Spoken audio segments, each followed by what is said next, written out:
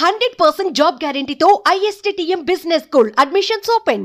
కానీ అండి ఏదైనా ఒక రాజకీయ పార్టీలో ఒక వ్యక్తి కనుక తప్పు చేస్తున్నట్టయితే అది అధ్యక్షుడు మెయిన్ కీలకమైన వ్యక్తి తప్పు చేస్తున్నప్పుడు కొన్ని ప్రతిపక్షాలైనా ప్రశ్నించాల్సినటువంటి ప్రతిపక్షాల సంగతి పక్కన పెట్టేస్తే స్వపక్షంలో ఉన్న వాళ్ళైనా మాట్లాడాలి కానీ ఈ స్వపక్షంలో ఉన్న లీడర్లు అందరూ కూడాను ఒత్తాసు పలికి పెద్ద పెద్ద లీడర్స్ ఎవరు కూడా నోరెత్తకుండా ఇది కరెక్ట్ కాదు అని చెప్పే ధైర్యం చేయలేకపోవడం ఎవరు కూడా చేయలేకపోయారు.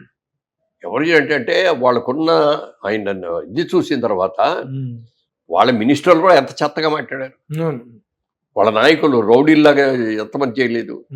వీళ్ళందరికీ భయపడిపోయారు. ఎవరికాళ్ళే మనకెందుకు వచ్చింది, మనం ఏదైనా విమర్శిస్తే మన మీద పడతారు, మన ఇళ్ళు పక్కల కొడతారు, లేకపోతే ఇంకోటి చేస్తారు అని ఎవరికి వాళ్ళే లోపల ఉడికిపోయింది అందరికి. ఒక్కొక్కరికి ఏంటి మన దరిద్రం.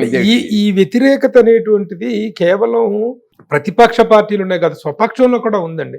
కానీ ఎవరు నోరెత్తలేని సహాయం, ఎవరు బయటపడలా. ఈరోజు అందరూ కూడాను ప్రతి ఒక్కరు వాళ్ళ పక్షంలో వాళ్ళు కూడా నిజమే ఇది దీన్ని మనం నోరెత్తినట్టయితే ఆ రోజున మనం చెప్పలేకపోయారు. ఎవరు కూడా వెళ్ళి చెప్పలేకపోయారు. వాళ్ళకి అవకాశం ఉండేది కదా. ఎమ్మెల్యేలు కూడా కలుసుకునేవారు కాదు కదా. చెప్దామని వెళ్ళినా కూడా కొంతమంది అధికారులు అడ్డం పడ్డారని చెప్పేసి జక్కంపూడి రాజా లాంటి ఎమ్మెల్యే ధైర్యంగా మాట్లాడటం జరిగింది. ఏ విషయాన్ని బయట మాట్లాడటానికి లేకుండా ఆయన తప్పుదారు పట్టించారని చెప్పేసి. ఎవరు ఎక్కువ బాగా తిడితే వాళ్ళకి మంచి అవకాశాలు కల్పించారు. ఏంటి ఎంత చండాలమైన మాట్లాడండి. భాష ఎంత భయంకరమైన భాష. ఈ 5 సంవత్సరాల పాటు వాడినటువంటి భాషని టీవీల్లో మొత్తం మాధ్యమాలన్నింటిలో సోషల్ మీడియా అన్నింటిలో కూడా పెద్దవాళ్ళు మొదలుకో చిన్న పిల్లలు కూడా ఆ భాషను వాడటం, ఆ భాష తాలూకు ప్రభావం అనేటువంటి పిల్లల మీద కూడా ఒక విష ప్రభావాన్ని చూపించింది. అలాంటి ఇది కనిపించింది. మీరు ఇక్కడ చూసారు కదా, ఏమంటారు మీరు ప్రతిపక్షాలు వాడిన భాష గురించి? చాలా అసహ్యమేసింది.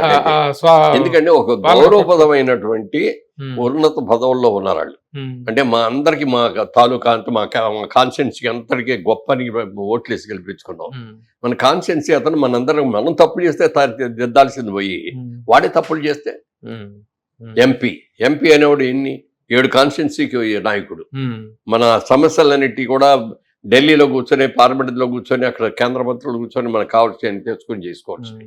వీళ్ళందరూ ఎవడే లేడండి. ఎవడికాడ సొంత లాభాలు ఏంటి, మనకి ఏంటి సంపాదించుకోవడం, అయ్యే లోపల ఎంత సంపాదించాలి, ఎంత అమ్ముకోవాలి, లేకపోతే ఎంత మట్టి దవ్వుకొని అమ్మేసుకోవాలి, ఎన్ని కాంట్రాక్టుల్లో లాభాలు పెట్టుకొని. ఏదో 7 లక్షల రూపాయలు అయ్యే కాంట్రాక్ట్ని 2 లక్షలు 3 లక్షలకి ఇచ్చారు. అందులో డబ్బు తీసుకొని ఇటు చేసుకోవడం. అలాగే ఇప్పుడు ఎన్నో చోట్ల బ్యాంకుల నుంచి తాకట్లు పెట్టి వడ్డీకి తెచ్చారు కదా డబ్బు.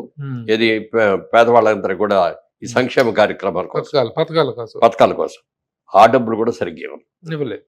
సగం తినేశారు ఆ డబ్బులు కూడా. ముఖ్యమంత్రి గారి లెవెల్లోనే సగం వెళ్ళిపోయింది. ఇక పంచేవాడు కూడా సగం. ఇది చాలా అందంగానే బటన్ నొక్కుతున్నా అంటే ఏంటి బటన్? ఇన్ని కోట్ల రూపాయలు పడ్డాయి అని చెప్పి లెక్క చెప్పడమే తప్ప అందిన వాళ్ళు పుచ్చుకున్న వాళ్ళ తాలూకు ఇది లేదు, ఎవరు చెప్పలేరు. అయ్యి అసలు మెయిన్ అసంతృప్తి అక్కడే జరిగిందండి. పథకాల పేరు మీద జరిగిన వాటిల్లో స్వపక్షంలో కొంతమందికి అందటం తప్పితే పూర్తి స్థాయిలో అందరికీ అందినాయి అనేటువంటిది మాత్రం 50% మాత్రమే అందినాయి.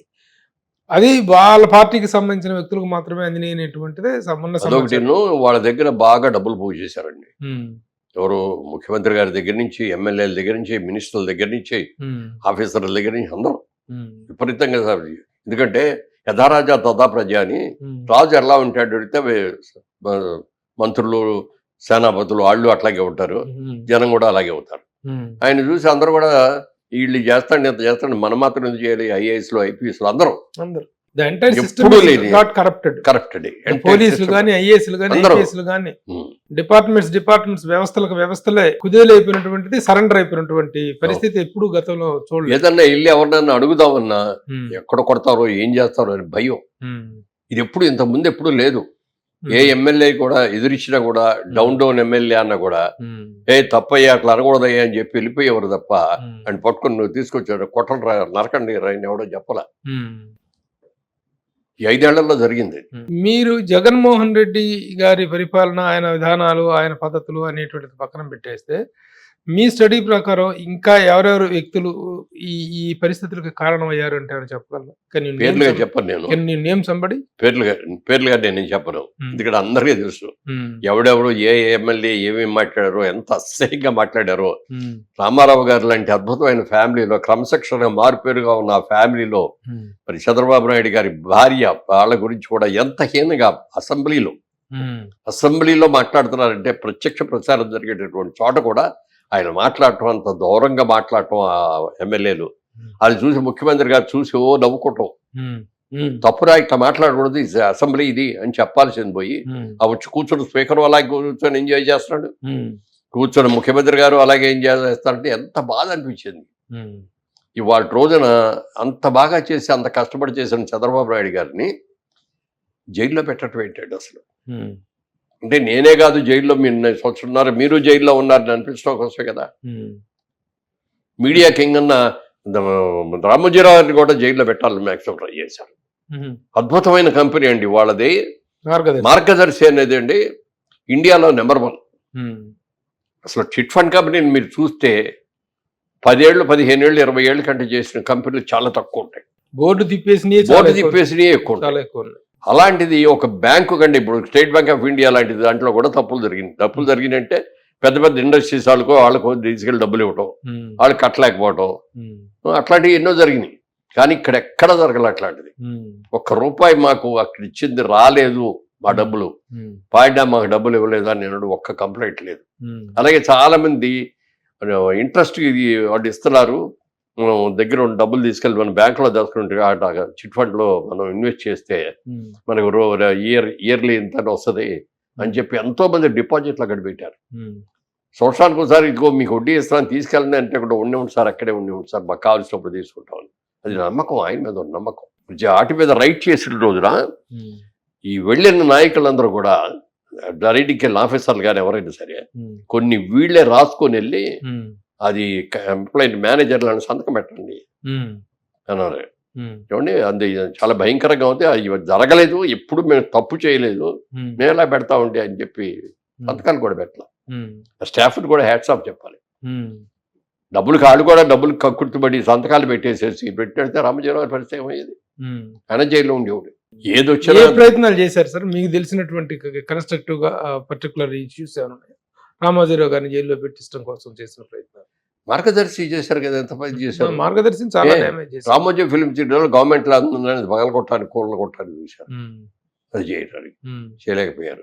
అదంటే ఇక్కడ ప్రభుత్వానికి సంబంధించింది ఏదైనా. ఇప్పుడు కాదు, నేను అంతకుముందు కూడా రాజశేఖర రెడ్డి గారు కూడా ఇప్పుడు కూడా ట్రై చేశారు రామోజీరావుని.